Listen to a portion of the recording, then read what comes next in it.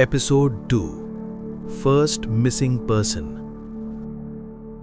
उस दिन सुबह के सूरज ने रोशनी तो दी, पर लोहपुर की ठंडक कम नहीं हुई। गलियों में बस एक ही बात फैल चुकी थी कि रवि शर्मा गायब हो गया। लोग हैरान थे, लेकिन वो एक बात नहीं जानते थे। जिस रात रवि गायब हुआ, उस रात आरव को उसके घर के बाहर लाल आंखों वाली परछाई ने देखा था। और अगर रवि सच में मिसिंग है, तो वो बैग, वो खून और वो चिट्ठी सिर्फ शुरुआत थी। लोहपुर की सुबह आज शांत नहीं थी, सुन थी। कुत्ते भी आज डर के मारे धीमे भौंक रहे थे। लोगों के घरों के दरवाजे आधे बंद थे, जैसे हर कोई राज छुपा रहा हो। आरव बैग लेकर पुलिस स्टेशन जाने के लिए निकला ही था कि उसके कदम रुक गए। चौक पर भीड़ जमा थी। लोग फुसफुसा रहे थे, कल रात से रवि घर नहीं आया, फोन स्विच ऑफ है, बस कपड़े मिले, वो भी खून में सने हुए। कहीं उसे जंगल में तो नहीं। आरव की सांसें तेज हो गईं।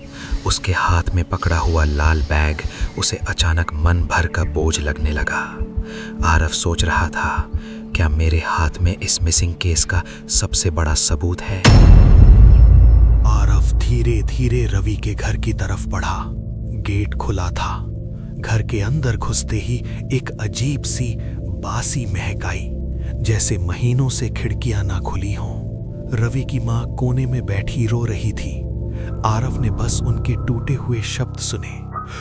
कल शाम निकल गया था, कह रहा था गांव के बाहर जाना है, उसके बाद लौटा ही नहीं। आरव की नजर टेबल पर पड़ी। वहां रवि की तस्वीर थी, जिस पर धूल चढ़ी थी, और उस फोटो के नीचे एक पुरानी चिट्ठी की कॉपी रखी थी। आरव ने ध्यान से देखा। उस हैंडराइटिंग में कुछ अजीब था। वही मोड़, वही शैली, बिल्कुल वैसी ही जैसी आरव को मिली वार्निंग लेटर में थी। आरव का गला सूख गया। क्या किसी ने रवि को भी वार्निंग दी थी? आरव के कदम अपने आप पीछे हटने लगे। जंगल, बैग, रवि और चिट्ठी सब एक दूसरे से जुड़ता जा रहा था। आरव वापस जाने लगा, पर रास्ते में उसकी नजर जंगल के ऊपर वाले पुराने मंदिर पर पड़ी।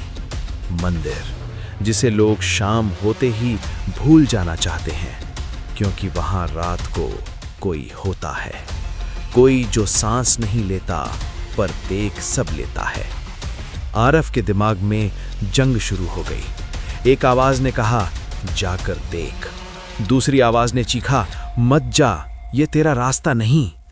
जिस रात से बैग मिला, ये दो आवाजें लड़ रही थीं, जैसे कोई उसे ढकेल रहा हो और कोई रोक रहा हो। आरव बस मंदिर को घूर रहा था कि तभी बिना हवा के मंदिर का घंटा हिलने लगा। आरव की रीढ़ की हड्डी तक ठंड उतर गई। किसी ने उसे देख लिया था, किसी ने उसे पहचान लिया था। डर को दबाकर आरव पुलिस स्टेशन पहुंचा। टेबल पर एक ही फाइल खुली थी, मिसिंग पर्सन रवि शर्मा। हवलदार ने बैग देखा और तुरंत सीरियस हो गया। जब आरव ने बताया कि बैग जंगल में मिला, तो हवलदार का चेहरा सफेद पड़ गया, जैसे उसे पहले से सब पता हो। हवलदार धीरे से बोला, बेटा, जंगल में जो चीजें मिलती हैं, उन्हें जंगल में ही रहने देना चाहिए। आरव का दिल डूबने लगा। ये सेम लाइन, बिल्कुल सेम लाइन उस वार्निंग लेटर में थी। आरव ने पूछा, सर, रवि वहां क्या कर रहा था? हवलदार ने आंखें चुराईं और बस इतना कहा, पता होना चाहिए था, वो जगह इंसानों के लिए मना है। उसकी आंखों में डर था, जैसे वो कुछ कहना चाहता हो, पर किसी ने उसका मुंह बंद रखा हो। आरव स्टेशन से बाहर निकला ही था कि उसका फोन बज उठा। स्क्रीन काली थी, no number, no name. Call उठाते ही उधर से कोई इंसान नहीं बोल रहा था। आवाज ऐसी जैसे कोई गहरे कुएं से बोल रहा हो, आरव, जंगल में मत आ। Call cut. आरव का पूरा शरीर सुन्न पड़ गया। रवि का गायब होना किसी इंसान का काम नहीं लगता। जंगल जाग चुका है और उसने आरव को नोटिस कर लिया है। शाम हुई। लोहपुर में फिर वही मनहूस खामोशी छा गई। आरव अपने कमरे में बैठा उस चिट्ठी को घूर रहा था। जो खो गया है उसे खोया हुआ ही रहने दो। पर तभी उसकी नजर खिड़की पर पड़ी। खिड़की के बाहर वही परछाई, वही लाल आंखें। पर इस बार परछाई मंदिर की तरफ से नहीं आई थी। परछाई रवि के घर की दिशा से आ रही थी।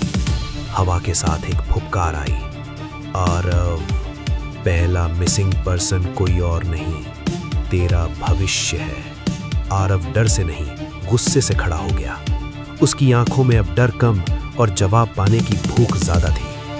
लोहपुर में कुछ तो हो रहा है और अब आरव के बिना ये राज नहीं खुलेगा। लेकिन सवाल ये है, आरव जंगल की सच्चाई जानने के लिए अकेला नहीं है, कोई और भी है जो उसे रोकने आ रहा है। सुनिए अगले एपिसोड में पंडित की वार्निंग।